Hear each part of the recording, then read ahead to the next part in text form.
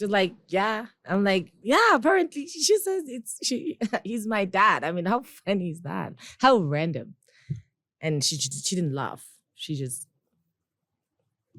and I'm like, okay, that's funny, right? Let's say something. And then she said, yeah, she's right. That's your dad.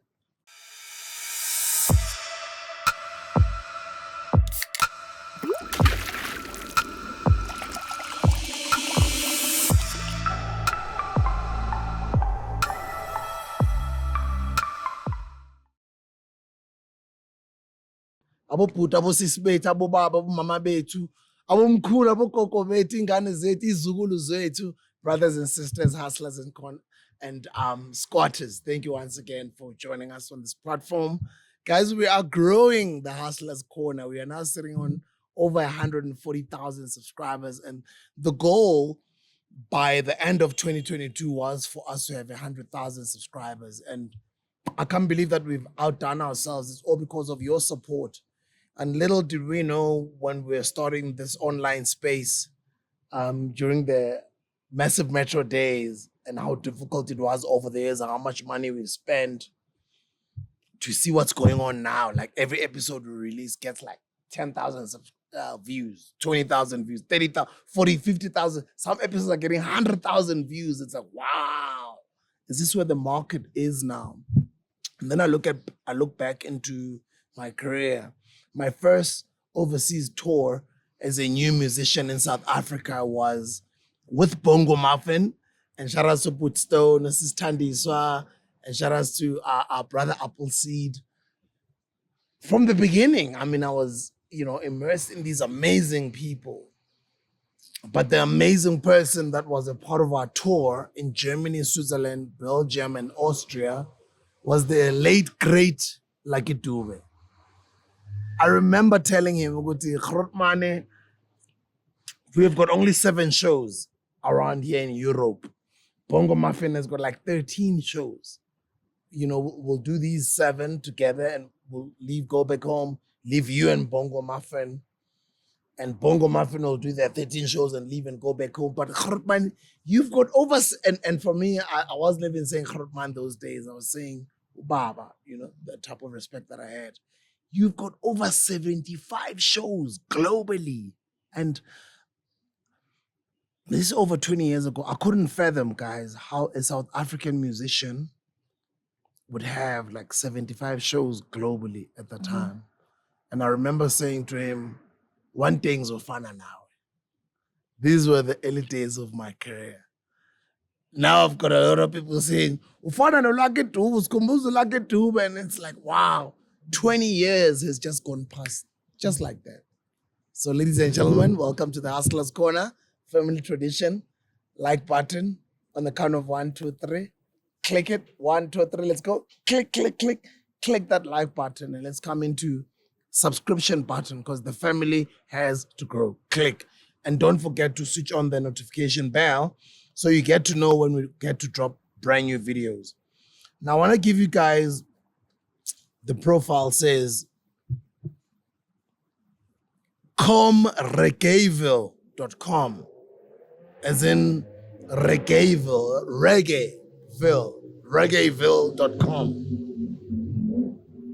She's an amazing artist, creative. She has managed to fuse ethno soul, jazz with raga in one song. As a singer-songwriter, she has done a lot of incredible work in the industry that is challenging. She's been born into a musical family. Big shoes to fill, because the person I was talking about as we're starting this episode, the great Lucky Dube, is her father. How do you follow those footsteps? How do you get to be classified as an ethno reggae fused artist or soul and jazz fused artist? You're not a stranger to performance. You grew up in it. Your father was Lucky Dube. Your father was an amazing singer, but you've had an opportunity to become a background singer or a backing vocalist singer or dancer for the likes of Lebo Mathosa. You've supported Abontando Bangani on stage. you glide and ease between these songs that people create and they call different genres. But you become a backing vocalist, you become a daughter, you become an inspiration. You performed at major festivals all over the world in Austria, Australia, Holland, New Guinea, French Guiana, Suriname, the South Pacific, like the US, and just across Europe. Ladies and gentlemen, welcome. And I don't like introducing people by saying the daughter of, but you can't run away from that. I can only imagine many years from today, they'll be saying that to my children. Ni ingane zika DJ Isbu. True. How do you feel to be ingane of the late great Lucky Dube? Kunjani sisi wami? Honored. I am humbled and very amazingly honored. It's been a great journey. Yeah, it's been an amazing journey. Yeah. Hi. And that's the thing. You guys keep it humble, but you don't understand how much respect and adorance and just role modeling that your parents have played in our lives. Yeah, I mean, my father has always taught that situation that when I'm outside, I'm Lucky D Dube. When I'm at home, I'm your father. There's no Lucky nothing Dube because you cannot call me by name, first of all. You cannot say Lucky Dube. No, I still say my father, Lucky Dube. Even when I introduce his song on stage, I will say the next song I'm going to do is from my father, Lucky Dube. I cannot say, I'm going to give you the next song from Lucky Dube. No, that's disrespectful to him. That's even when he was alive. So I keep it the same way. So she is the daughter of the late great Lucky Dube, one of my role models, one of the people I met when I was new in the industry, the first established artist that I got an opportunity to travel the world, well, Europe with. And at the time, as I was saying, he had over 70 shows. We just had a few little shows. And, you know, he went on to become an iconic figure in the South African music industry history. And for me, it's just a beautiful opportunity to sit with her daughter. I can only imagine at that time where were you guys? Your father was traveling the world. Your father was a famous musician during the apartheid, during the struggle times. Well, what was going on with you guys as kids? For me, it's different. I met my father, Lucky Dube, at I was 19 when I met him. Yeah, literally, that's the first time I met my father. Knowing, even how I found out that he was my father was through Lebo Mathosa. She's the one who said, we stopped after rehearsal in Newtown. We stopped at a poster where my father just released Respect. He had like a long, his hair was out like mine. And then he had like a... Is that your real hair, all of it? Yeah, that's all You mine. lie! What do you mean I'm a lie? It's mine. How many years is that? That's since I met. Serious? That's before I met. No, the last time I cut my hair, I think I was 7. Wow. Yeah. I'm hardly 3 years old into this. Yeah. And I'm enjoying it. I cut it, and then when I cut it sometimes, you know, I have to, you know, there has to be rituals and stuff. So how did you meet your father at the age of 19 through Sis Lebo Mathosa? Yeah, so at age of 19, I was still working with Lebo Mathosa, which was the best movement I am because Lebo Mathosa was. I know that for a fact. I exist in this space because she had something to do with it. I understand that my father also had a lot of things after the fact, but in the beginning of me being an artist and me dancing, me singing and me organza firing and in that movement, she was the actual key to the doors that I needed open. That was Lebo Mathosa. How including my father. How though? Well, I'm a trained dancer. I'm a dancer, you know, meeting whatever. We met in Dobsonville. Me and Lebo Mathosa, we met in Dobsonville. It was a couple of years ago. Don't remember how many years ago. But then, yeah, we met in Dobsonville. I was a teenager at the time. We were singing and dancing with my crew. You know, we had a crew because we knew what we wanted to do, but we had a crew. And she watched us at Dobsonville Mall, Dobsonville Shopping Center. There was like a stage outside there. And then she came and stopped the car and went out. That's literally like a chance. She stopped and she's like, oh, what's happening there? Whatever. And then she came out and then I saw her there. And then we were performing on stage. I was like, oh my God, starstruck and whatever while I'm performing. And then when we got off stage, she's like, yeah, come here. What's your name? And I told her, my name is Nkulee, whatever. You know, I'm a dancer, I'm this and that. Got you, you know. You know, you kumbula when you send your, you know, your CD type of thing, type of energy. You're like, yeah, ngiyacula, ngiyajiva. I'm that girl, you know? And she's like, yeah, take my numbers down. And then call me on Thursday. I have rehearsals. And I'm like, okay. And then I called her on Thursday morning. And she said, okay, come through. We have rehearsals at Baseline. Oh, it was downtown at the time. It was downtown studios. So I was like, okay, yeah, I'm going to downtown studios. And I don't know whether I'm going to sing or I'm going to dance. But she liked for both, see? So then she mixed me around with the dancers. And, you know, we gelled still because I am a dancer. And then when she was not there the next day, she was not there for rehearsals. So I took her mic to assist the band, you know, which is normal. You assume leadership. Just to vocal-wise, because everyone was there. It's the band and dancers.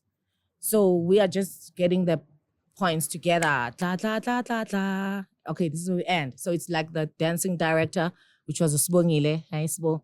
So Sbongile was the one who's doing the whole everything. So I had to take, well, I didn't have to, but I felt like as a musician, in a sense, it feels like it needs to have lyrics while we're doing this, outside of the band and dancing. So I started singing the songs at the back. By the time I'm singing, she came in. And then she said, okay, now you're going to do backings. You're not a singer, you're a dancer. I mean, you're not a dancer, you're a singer. I'm like, okay, now I'm joining the backing situation. That's how it started. And then on that show, she gave me the mic and said, you are not a backing, you are a leader. Now, I've never, just by myself. I was in a group, which was VOG. VOG is still my group today. Dando was part of the group. But yeah, we were that group who came together from the same area. So when she saw us performing in that situation and she chose me, it was like, I understood because she was like female empowerment. She was more on female who are talented and wanted to make sure that we shine as women. Because even in that time, we didn't have many places where women can shine unless maybe we're dancing or, not many of us can shine in that sense in those days. So she was more interested in female empowerment, which I loved about her. So I joined her team and I knew that I'm a singer now. Yeah, that's how I knew I'm a singer. Lebo Mathosa taught me that I am an actual professional singer. She taught me that. So then when we're doing our tours and doing our performances and whatever, we see my father's poster on the wall in one of the places in Newtown, the Pangapanskwe Bridge.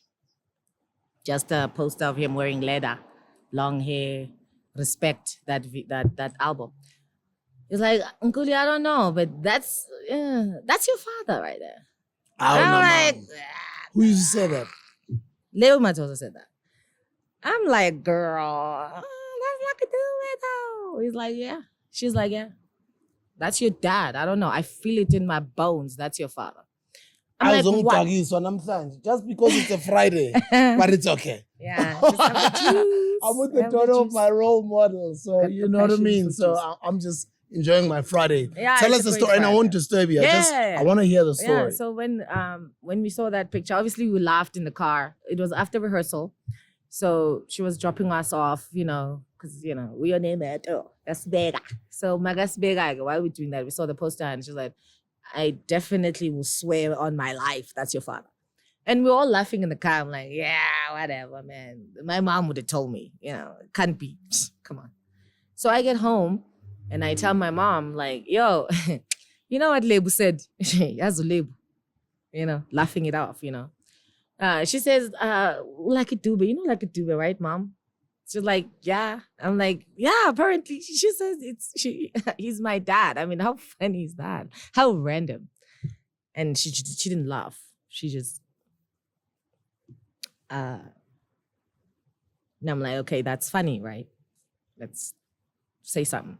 And then she said, yeah, she's right. That's your dad. She said that immediately. That's your dad. I'm like, and when I know Mama Nkulee in Sizulu. Yeah, it's Zulu and English. And English. It's half something else. So anyway,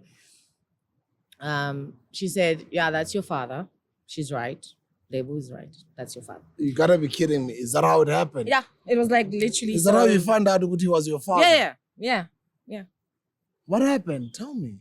The reason why, and I asked her, why then didn't you tell me? Like everything that I wanted to do, like ballet, whatever. I had got signed to, African Footprint when I was young. So I did a lot of anything that is artsy in terms of her investment in me. She made sure that was done because she knew, it must be her father's thing coming out. Or whatever I wanted to do, I wanted to play drums. She'd be like, let her. Then she'll do that and pay for that because she would know that it must be something from my father. Or I'm interested in art. I'm more interested in drawing. I'm more interested in playing drums. I'm interested in other things that have nothing to do with what she may want me to do. So she did invest in it, which I appreciate till today. I do appreciate that. But the reason why she didn't want me to be in that world at that time was because she felt like I am a queen. I don't go to people and say things. I don't beg people for nothing. So in those years, 19 something, when I was born, my mom didn't want to go back to my father and say, they were in a relationship for about 4 years, right? They were together for 4 years. It's not like it's a 4-year thing. They met also in music. My mom was backing some other artists at the time. That's how they met. And then she did her education and everything else. And then she has to move from KZN to Johannesburg as a sevenza Bara, right? She worked at Bara for years. So Babam Upesheya at the time. That's the years that he started. When I was born, that's the years he started going overseas. So it's not like you have a phone to call somebody. So the only ways was for my mom to go to his home and say, hey, I'm pregnant. Yay. Now, she felt like this is the time when he's top of the thing. Ayo, bayo was happening. And she's not going to now go there and say, because he's already overseas, and come back and say, oh, by the way, I'm pregnant. She felt like it would be like looked at as a money grabber thing like that. So she's like, no, I'm not that girl. I can take care of my own. So when you grow up and wanted to meet your father, you'll meet him. It's nothing to do with me.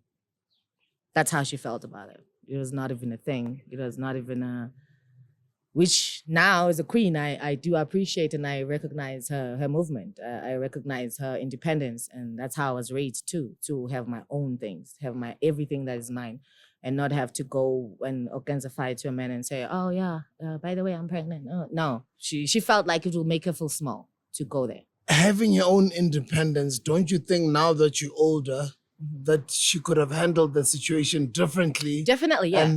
And don't you feel if she had handled the situation differently, you could have had an opportunity to know your father even better? Yeah, definitely. That's true. I had a few years with him before he passed, right?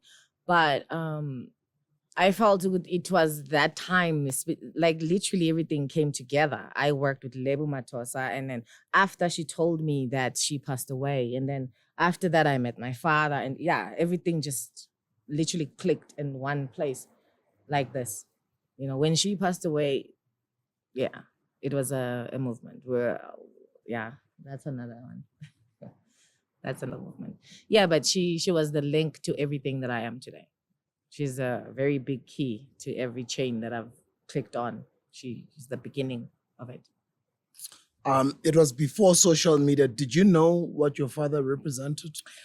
Like everyone, I think, who was at my age at the time, we just knew of him. My mom tried to, well, obviously my uncles were not very kind in that sense because they knew who I was. So when I'm home, Gabu Mamam, there will always be those small comments like my uncles will have, like if I break something of them, I'm putting Dube, man.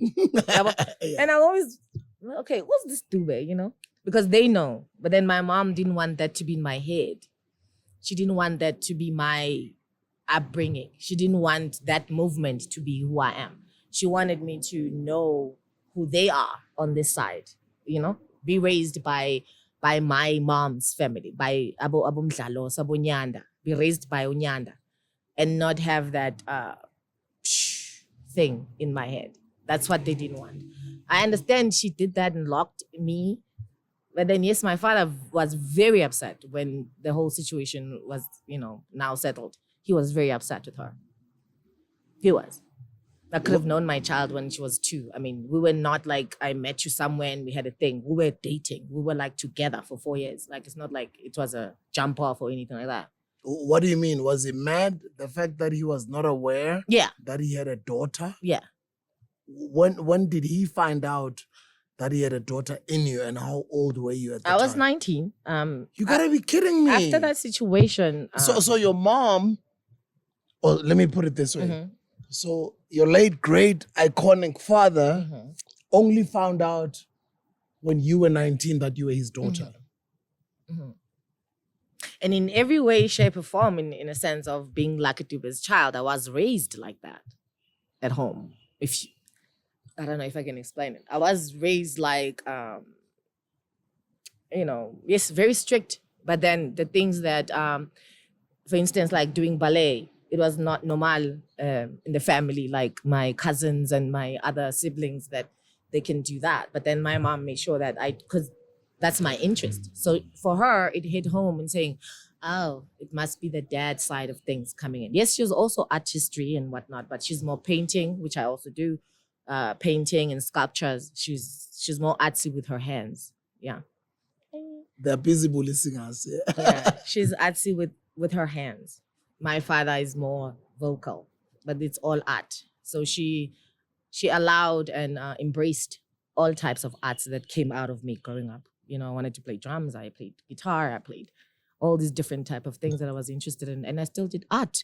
I did, sculptures. I was interested in what she was interested in too. So she invested in that too. But she didn't want me. I don't know what she explained to me is like she didn't want me to have a big head. You know what I mean? Yeah, she didn't want me to. Yes, I went to private schools. Yeah, she made sure I went to all the best schools.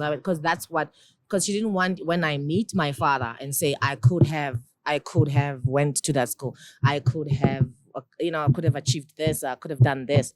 No, there's nothing. Everything else that I need to achieve, I got. Everything I wanted to do, I got. So there's nothing that I would say if I was me. Yes, of course, having my father there, that would have been an extra situation in it. But everything else outside of that what people would expect me to say, oh, I would have been this, I would have been that. No, I could have if I applied myself, because my mom had everything to give that to me. So for her, it was more of a pride thing. It was a pride thing. We don't beg. Yeah. Do you regret not having met your father earlier? Sometimes, but yeah, no, I don't. I think it was meant for me to meet him at that time. I already was aware of music the way I was when I met him. I already had an album when I met him. So when I got to the family, it was not like, oh, she wants to release her out. No, I already had an album out. Like I was already an artist doing my thing outside of me meeting him.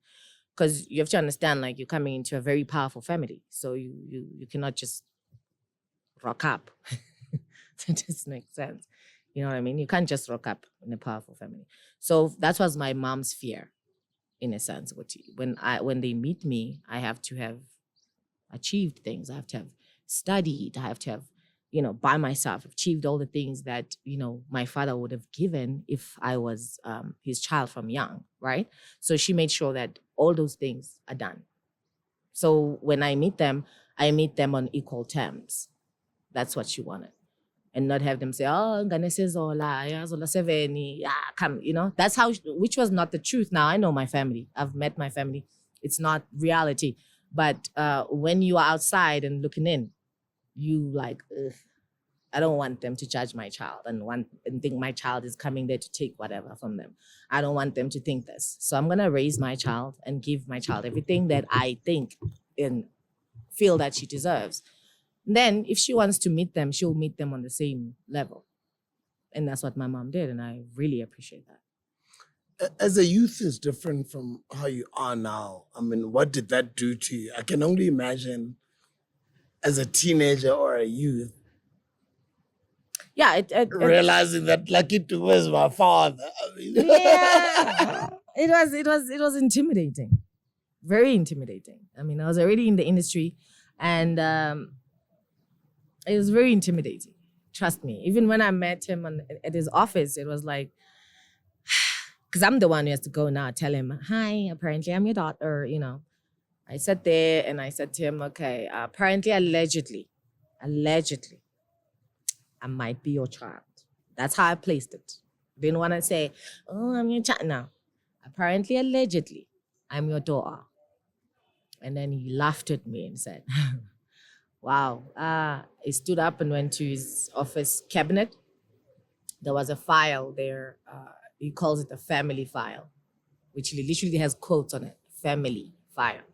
Meaning those are the people that have accused him of being their father, accused him of being their son, which a lot of people have seen, have heard of. The one from Zimbabwe, that my father's Zimbabwean.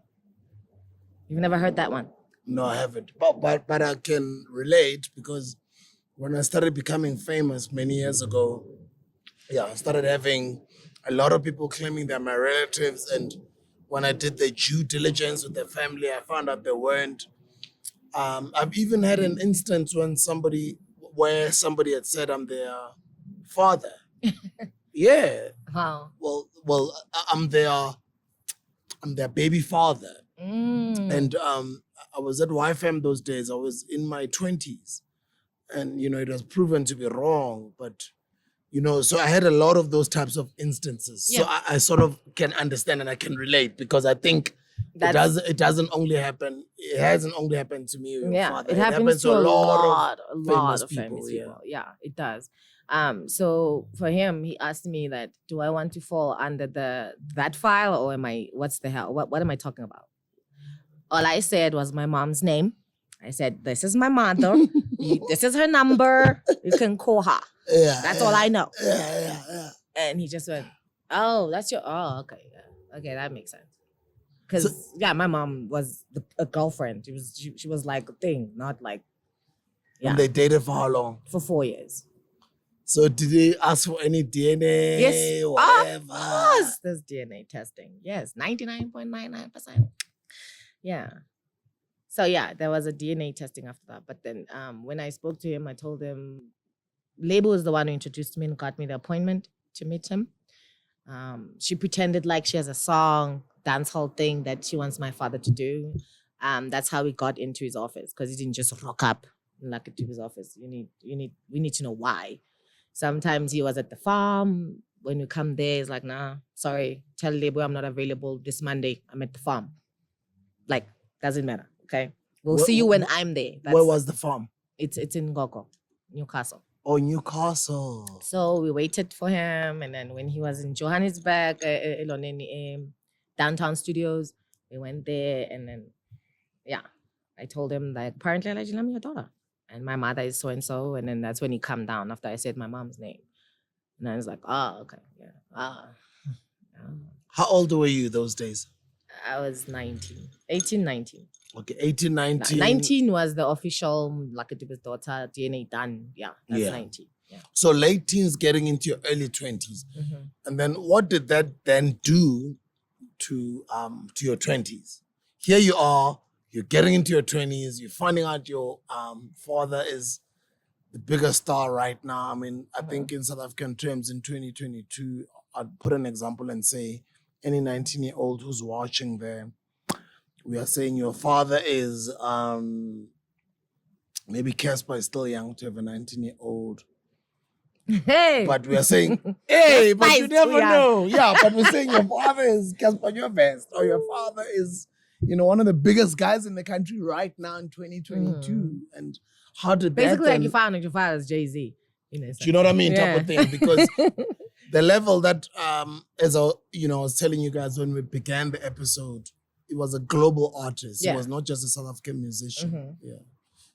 And where the country was at the time, consciousness wasn't like what we talk about now, having Abo Zamalekiza, Abo Mkhulunsingiza and J. No, you'd get arrested for that. You die. That's why you'd find musicians like Abo the Great, Chico Twala, and I can name them. They all used to have to sort of find ways to hide their message that they were sending to the black community through their music. Sure. Because of the apartheid and because of what Amapunda would do to them. They would even kill them. Do you know what I mean? So that's why I'm on some G's. Yeah, how did that then impact your life?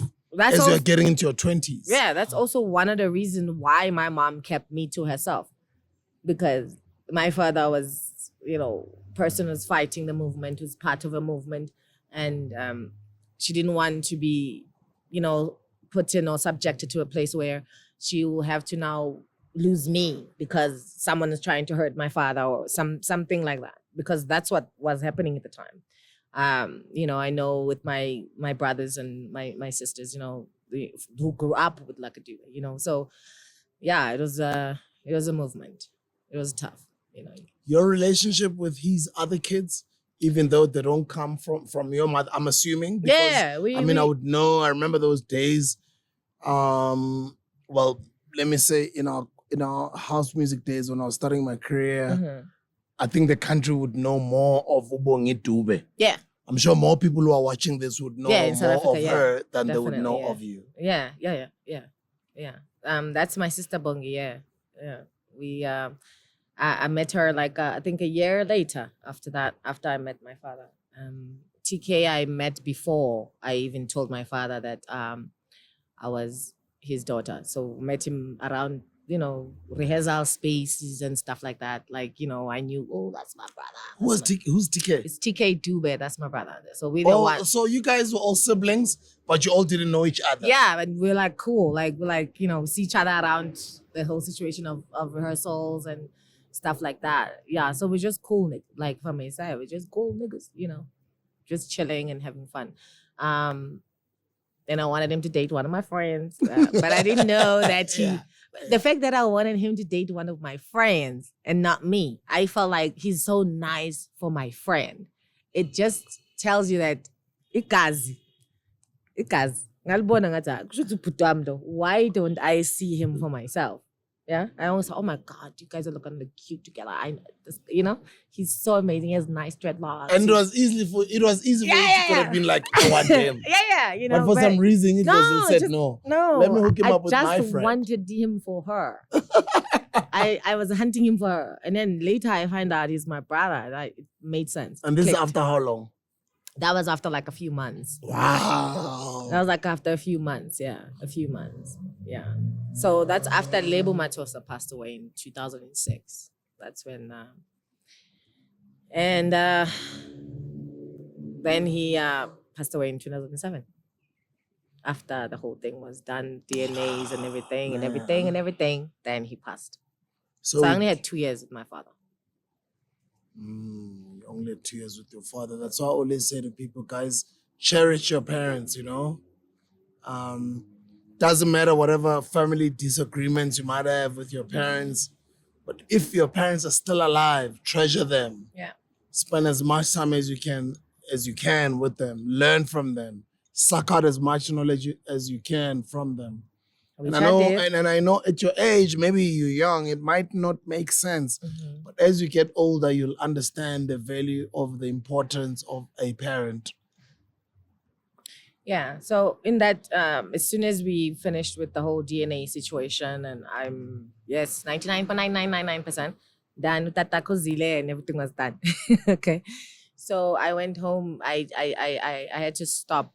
I had to stop working because I needed to, ancestral-wise, also learn my Dube family, energies and all that stuff. So my father was the same. He was a ancestral child, if you may. So going home was a very amazing situation, and I got to meet his amazing wife, which even today, she's still a great mother to me. She's always been there. She's always been kind. She accepted me with open arms, and she brought me into her home.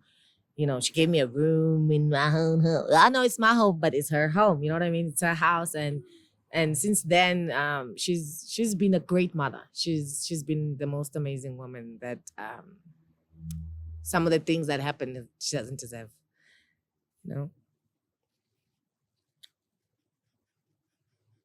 Sorry.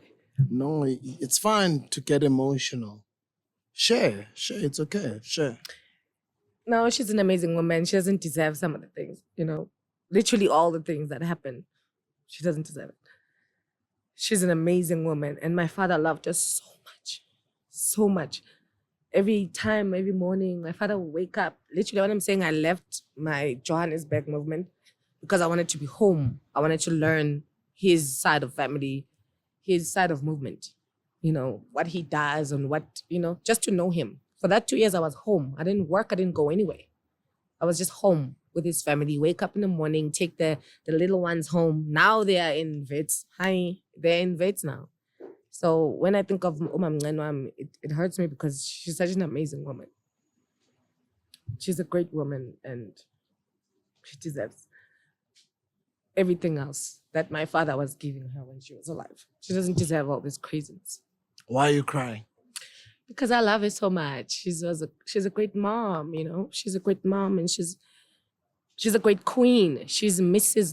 Dube, for goodness sake. You know what I mean? And she kept everything calm and she kept everything together, and the appreciation is not on the same level. That's what I'm saying, But yeah, no, I'm only being teary because we spoke about this even yesterday. That's why it gets to, we're talking about this like yesterday with your mom and mommy. We should do something, we should thank her with something. We should something, go big, for her because she's an amazing woman. Yeah. As much, even my mom, when she was alive, yes, she was married to her husband. It's not like it's a thing. She was like, oh, no. She's married to her husband, and her baby daddy, which is my father, is married to this amazing woman also, right? So she would always say to me, "Manghamba ngekhaya." Ayo hambe kwe mamako, oh phathela umamakho ukuthi yabo, ndang mamako, yabo. My mom would say that. Phathela umamakho ukuthi, phathela umamakho na amalonda. Sikhipha ama benches kuphi. Awu phathela umamakho, because she knew how amazing that woman was. And yeah, I'm just saying, she's an amazing woman. Uzanele Dube, that's who she is. Mamdluli. Yeah, that's the mom I have at Dube right now. My mom has passed away, but she knew I have Mamdluli there. As big as your father was, did you guys, specifically yourself, not only the family, understand the greatness of your father's stature internationally, not only La Mzansi? And this is way before the internet, way before social media. No, I think for me, I only realized when I went overseas and see literally you perform for 65,000 people and it's only us. And that was like an awe to me. It's like, even now, it's still a movement. Like, I always have to remember I have my father's fans, I have my fans, but then I have to perform for both of them. There's people who know, they know my songs and they know my father's songs. They know my songs and they know his songs. But I have to perform for both of them because some of them come there to see his hair. Some of them come there just to touch me and be close to him. They've been his fans since they were 16 and now they are in their 40s and they are, So I have to also honor that tradition that they have with him. I also have to push that into focus. And always when I perform, I always have to have a backstage situation where we can meet people. Meet and greet situation is very important because it was for him. Because I know people, after he passed away, there was a lot of distance in a sense of what's happening, where do we go, what's going on? And then I came out and in terms of the overseas situation, yeah? And I was there physically, like here. So they can touch me, they can talk to me, they can literally tell me physically that, oh, this is me and your father. You see, this is where we were. We're in what island, da, da, da, da, da. So they can share their memories directly with us. And sometimes, we travel with my brother TK. So he also gets the same situation. He even looks like my father. For him, it's even worse. You need to have like 5 bodyguards for him. You need 5 bodyguards for TK because he literally is like a Dube, So people will be like on him. We understand. That's why we don't have that situation because because we understand who my father was. Even during COVID, we understood why we had to move and do this and do that. And yes, we were very safe, but then we understood why. Because especially on those times when people need somebody, when people need someone to say something, that's my father's job. So we needed to continue that legacy and still go to the people and still not only sing, but do other things that my father did. Do you understand that your father, as a lot of people would refer to him till today, actually in 2023, 2022, that he was the African Bob Marley? Yeah.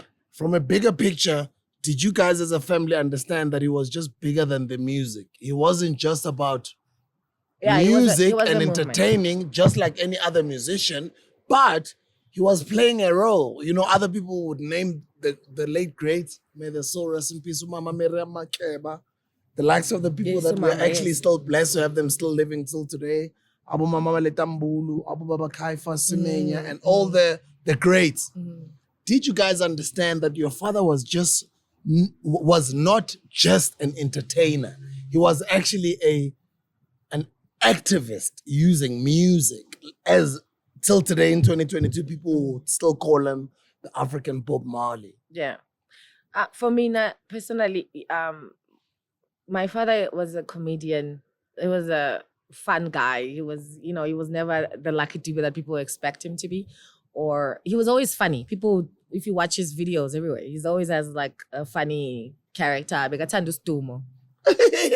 Bob Juma fan. Yes. They were like, Your father spoke English well, by Yeah, the way. yeah, it's He very- spoke good English. Yeah, my best show is I'm very readed. Yeah. Yeah, so he was an educated man, but then he was an activist. So for us, I think now when I was at home, I can only speak for my side. It never came up. Like it was never like that. It was never like, oh my God, no. Because he was funny. Like he's the guy who would leave water on the top of the door in your room. When you open it, splashes. Yeah. And then he would laugh. You'd hear him laughing somewhere. Yeah, he was that guy who like when he goes overseas, he was into horror movies. I love horror movies. We like comedy, stand-up comedy. Yeah, so he will always hoard. I would say hoard because there's many DVDs and all these different type of things that he would bring. So it was never like that for us. Only when I went overseas. That's when I got, not even overseas, just here in Africa. Like outside, like in the sense of South Africa. When I left the dot, Zimbabwe, Mozambique, Namibia, Ghana, Uganda, Kenya, those places. Just here at home. Before I go to Europe, before I go to New York, before I go to all the places. Here in Africa. That's where I found out how much of an activist my father was. Do you now understand the Yes. role that your father? I remember I had such a great interview during the lockdown with my brother Tumza. We call him Stogie T now, from Do Me and the Volume, and we had a great chat around his upbringing, his parents' exile status, and how he grew up moving from not only just one city to another, but one country to another, and just his little bit of understanding about the consciousness of what was going on in South Africa. Yeah. I can only imagine. To me, the volume is always outside. Yeah. And It's like on the airport. Yeah. I can only imagine, and this is me before I move on to your actual career, because a lot of artists, they get irritated. Like, dude, you call me for the whole hour, and half of that hour you're just talking about my parents. No. But they're your parents, though. I'm like, that's where proud. you're from. I am. I'm proud. You know, Yeah. and some of us, I'm not saying all of us, know you because of your parents. And I don't think I would appreciate my kids when I'm gone from this earth getting pissed off about being asked about me. Yeah. So that's why I appreciate That's shady. I appreciate the fact that since we've started this interview, you don't mind asking questions about your father. Of course. Because somebody else asks, well, we'll just answer one or two questions, maybe the third, and then afterwards they start getting irritated. Like, yo, this interview has to be about me. Why are you asking me about my I know. father? There's some who You know will what I mean? say, I'm not even like a Duba's daughter. How about that? Exactly. You know what I mean? And so thank you for your humility. I'm proudly Dube. I'm proudly his daughter. You can ask me anything about me and him or him. I will tell you everything. He was an amazing father, funny father. Like when you buy clothes, new clothes, You go to the shop, you get your new clothes. When you get home, you have to model it. Type of vibe. yeah. Everyone has to wear it and then walk in. Woo, woo. Yeah. So we had like memories of daily basis. Like, yeah. My father was a crazy, funny, amazing, loving man. Very strict though. Very strict. First of all, as I was about to say that, I can see you've got very long dreadlocks. Mm-hmm. Your father spoke, when I say good English, I think good English is relative. I think it's a Queen's English. So, you know, the Queen had just passed on a few weeks ago, but somebody else can say, yeah, but what is good? King. What is good English? Your father spoke, you know, very according well, to what, your father, that's always been a father. He's always been a gentleman. With dreadlocks. Yeah. Calm and nice. What is it that you guys learned about dreadlocks and about how he looked and his image and what he represented? What I think me and my brother, because I'm very close with my brother TK, right? So me and him, when we travel together. I would take him with me. He will take me with him when he has his tour and have we bring each other all the time. So what we have learned in that situation is that your hair is literally your business. You can't ask my father and say, but I need, you know, like the thing, you know, I need this. Nah. Your hair is your business. That's your throne. That's your crown. That's your everything. If you choose to have chiskop, that's how you're crowning it. So take care of that chiskop. Make sure it shines. Make sure it's right? But yeah, some of us don't do that. Yeah. So that's my father. He was a fun guy, man. That's how I always explain my father. And he had an amazing queen next to him, which is Nkulee. Nkulee has been an amazing comfort to all of us, all the kids. She has 3 kids with my father, but she benefited all of us 7. And, well, not all of us, but then she's been firing and reached out. And it's just a matter of us reaching out back. And most of us have, and she's been an amazing mom. Ayo, bayo, ayo, bayo, ayo, bayo. Ayo, ayo. I can't believe I got cherry on your ear. Kalisa. It's not fun. I went to a boarding school in Soshanguve.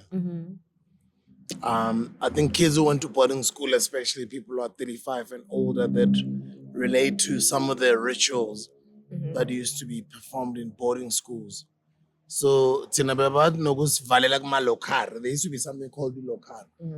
Where it's like different, inside. Boarding school where they lock you inside. Yeah. You must announce, you must be the broadcaster announcer of a soccer match that ends with Kaiser Chiefs winning and Orlando Pirates losing, but the score must end at 0-0. So you must present that show inside that locker room. Wow. Nowadays they call it abuse. But yeah. Well, then it was normal. Yeah. In Soshanguve, Kodi age, yeah.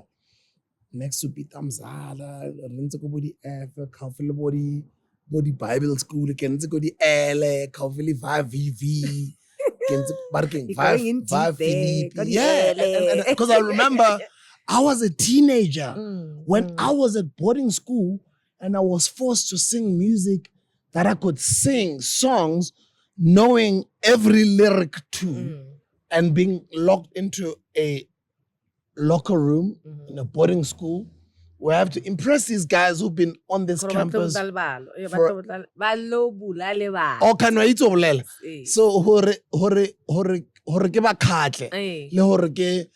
you know, whatever treatment they were giving me, pass it. And I remember for me to get out of it, I was just singing your father's songs. Yeah. And I was singing them from lyric to lyric. And those days, I thought nothing. This is even before I could even meet your father getting into the music industry. And just to think of, I remember a few weeks ago, we also interviewed Latoya McKenna. And I was telling her She's about amazing. the role that She's her father amazing. played, Yeah, Ntate yeah, Blondie, Baba Blondie, yes. in the struggle. Yes. So your father, And Baba Blondie, Ntate yes. like Dube, Jesus, man. It's just that 2000s won't understand it. But I think anybody that's 35 or 40 years and older who's watching this can understand and sort of fathom. By the way, I'm 22, so I don't know what he's talking about. So, yo, man. Yo. Yeah. Oh, my God, Latoya's voice. Oh, Jesus. That woman is gifted. One of the most amazing voices that Lebo Mathosa spoke about. She's incredible. Definitely. And sometimes when I do these interviews, people get irritated. Like, Smooth, just ask a question, shut up. And her sister too. Yeah. Let the guests go on. Her sister's amazing. Yeah. Yeah. But I also have to give context to the audience I don't want you to feel like, geez, he said it's a podcast, and then he started asking me about my father's passing. Yeah, and I got all but emotional. I want to know what happened. I mean, the whole country was devastated. Yeah. We just heard there was a robbery or whatever the story was. I don't even know what the facts were. And that our great musician, Lucky Dube, lost his life over just a robbery. Take me through that process. I think that's what, like, from now, it's what, like 10 years ago or 9 years ago or 13 years ago? 13 years, yeah. 13 years ago? 2007, yeah. Is it 13 years ago? A couple of years. 2009? 10 years, yeah. Which year was it? That was 2007, not 9. Sure, so that's 15 years ago.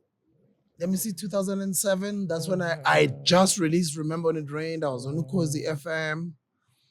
Yeah, 2007 October. Yeah, that's when he passed away. Take us through that process. What happened? Me and my brother TK were in the car with him. It was just the three of us. Were you with him? Yeah. I was sitting in front. He was driving. My brother TK was at the back. And then,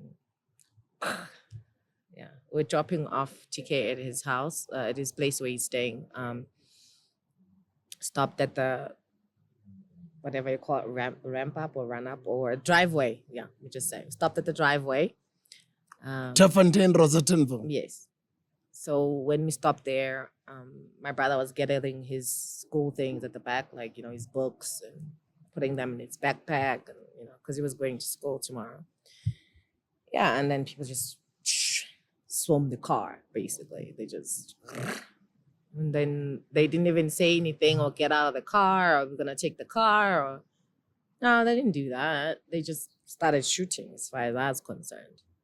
They just started shooting at it, and then other one came in here in front of me, front seat, pushed it back and ran out, and they continued shooting him. So it was him. It was all about him. Because if it was a hijack, you would have told us to get out of the car and you take it. And I was just about to ask that do you think it was a hijack or do you think it was a hit? It was a hit.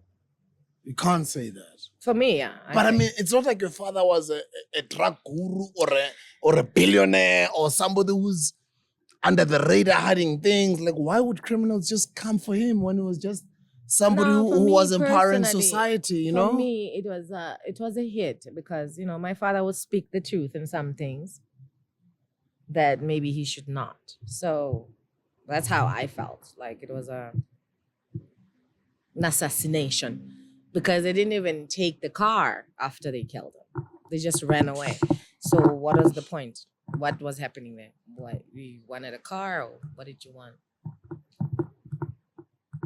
So that's how I felt. I felt like it was a hit. And the person that wanted him hit got what he wanted.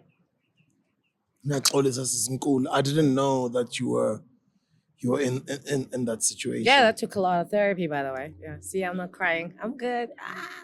I'm so sorry. I'm asking you this question. Mm-hmm. Even now during this interview, I didn't know that you were one of the kids that were. Yeah, it was the both of us, me and my brother TK. That's why we're very, very close. We, we went through a lot. Why wouldn't I be close to my brother? That's my brother TK. I get the comments that are there. I understand that, but I understand the movement that, I have to be more closer to Bongi because she's already in the industry. We are. It's just that you don't see pictures and I don't know, things. I don't know what they want to see. I don't know. And how close are you with Usisbong? We're close. Because us would know, guys from my generation, I would remember it rained, I would Lengo, it's just a house era.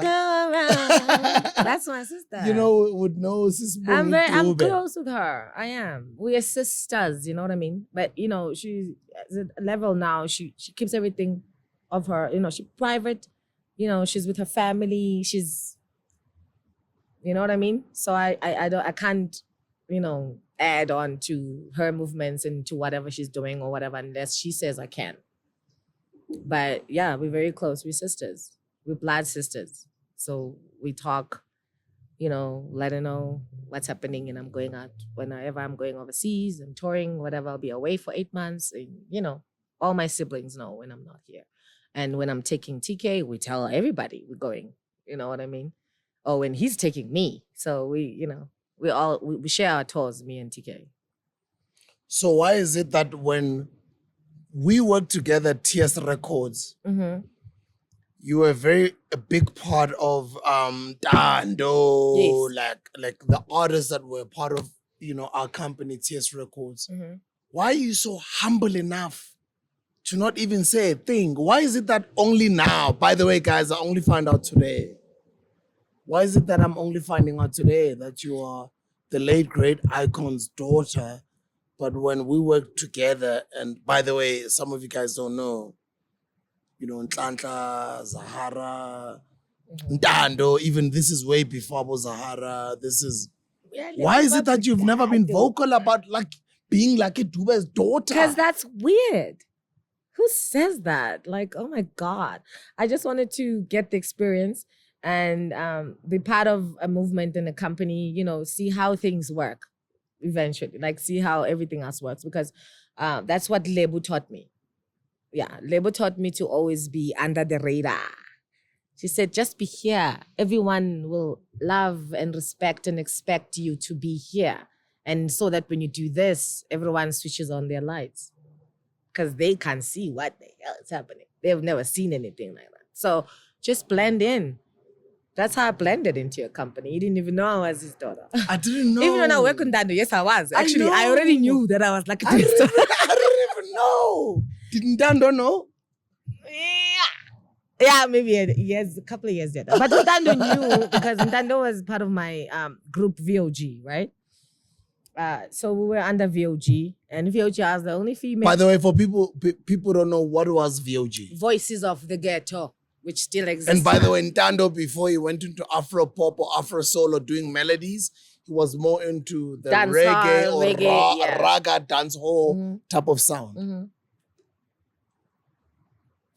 So yeah, I was under the radar for a reason. After Lebo Mathosa passed away, my father passed away, right? No, my father passed away after I worked with Ntando. No, while I was working with Ntando, I was like a Dube's daughter. Yeah, he was there, he was on tour, he was around. Yeah, so even when I had my situation accident while we were touring, sorry, Ntando, we were touring and something happened accident-wise and my foot was crushed at the airport. What happened? Your foot was crushed? Yeah, when they were renovating Cape Town, there was like Cape Town International Airport. There was like a lot of things happening, like stalls. Then there was the street, those cement things, these ones, they were still stacked in a sense. So it fell, one of them, because someone was doing this on it. And then it on my foot. So Baba mfonela ban. Dad. Yalela when I'm fun. Yeah, I mean can. Yeah. Yeah. So Ntando, I was working with Ntando while I was like a Dube's daughter. Yeah. So I had to keep it under wraps. And shout out to South Africa, I won't reveal the real truth, who the real Mzegezege was. But if you want to know, go ask Ntando. But let's leave it there. Let's leave it there. Don't reveal anything. Now let's zoom into your career. And thank you for the humility of of being open enough to be humble to say, it's okay, I'll share about my father's history on your platform, even though it'll take up more of my interview. Now let's talk about your career. Yes. What made you even think that you can create an international career, and what happened? Tell us the story. Lebo Mathosa, I would say. Obviously, I was already after. Okay, how everything started was in 2007. After my father passed away, after the funeral, after everything, we had to come back and sit together, and then we find out my father is booked for 2 years in advance. He's See, booked. guys, what I was saying earlier, that we were just booked for like 5 or 7 events with Paul Muffin. Yeah. But then we were booked with this great, amazing, Lucky Dube, who had like 70-something shows all over the world. And I Yeah. was like, I want to be like this guy. Till today. And, it's 20 plus years later, or maybe almost 20 years later, people are saying, you remind us of Lucky Dube. And then I'm like, wow. It's Wow. great. I It's remember when amazing. I started out, the first person that I saw had an international tour, who was a South African artist, who was humble, to be kind to us and just, be welcoming Yeah, and just be on he the road was. with us. And Bongo Muffin was the late great Lucky I'm sure it was Dube. very daddy-like on tour also. Not daddy-like, but he was, Strict. I could see, not strict, but I could see good. Okay, cool. The Grootman ayiphuza utshwala. Okay, the Grootman ayenza izinto snacks. The Grootman ayibi namantombazane after a gig. The Grootman, those little things that one has to observe as a new artist.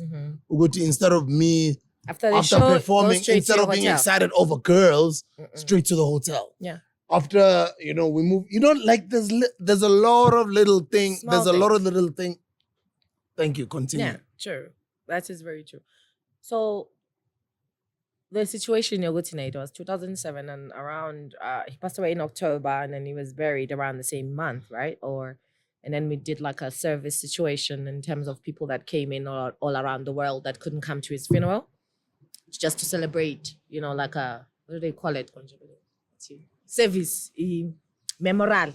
Yeah, we did a memorial after that for people that couldn't come and bury him, to come and see his burial place and, kings and all those things, like a private situation. After that, we sat down and found out, okay, he's booked for 2.5 years in advance. So he's booked for 2008, he was booked for 2009 until beginning of 2010. So I was booked for all those times. And all those times I've already paid. So we can now ask, it to go back. Your last words to the audience? What I can say is basically Nkosi nibusise, thokozani bogogo nomkhulu.